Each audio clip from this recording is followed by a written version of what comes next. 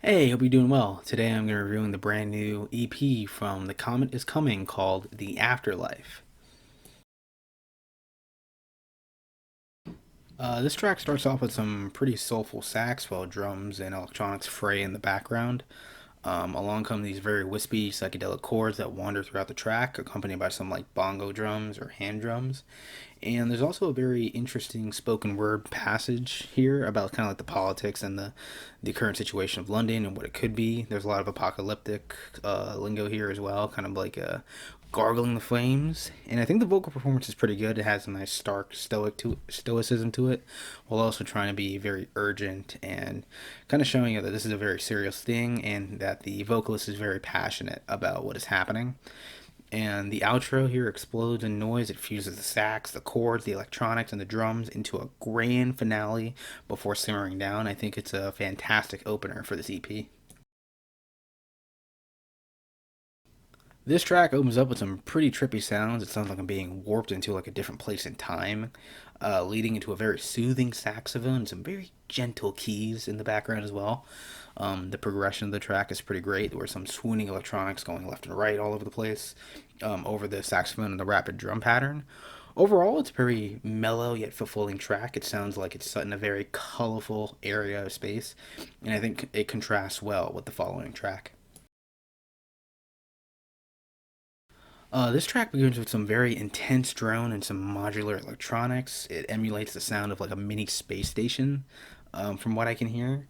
The saxophone here is actually pretty quiet in the track. It's surrounded by a large barrage of subtle noises like liquid and frequencies and signals and very haunting echoes as well.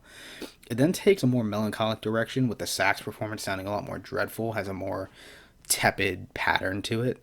And the last leg of the track ups the noise quite a bit, giving a very grand send off with all the performances kind of ramping it up to 100 before droning out. The sonic atmosphere of this track is incredibly dynamic. It's like going from desolate and fascinating of like discovery, to very desolate and tense, just like a very superb instrumental, leaving me feeling like I'm drifting in a starfield without a sun. For this track, it rushes you immediately into some like an array of modular electronics. It's like beeping and booping in the background. The track progresses to some saxophone licks that kind of overlay each other. Once again, the atmosphere is incredible. I can't really say any more about this track. It's just great. Directly after that very modular heavy track, the saxophone comes in over the rhythm of the previous track. So there's kind of like this sense of progression going from this part of the song to the next.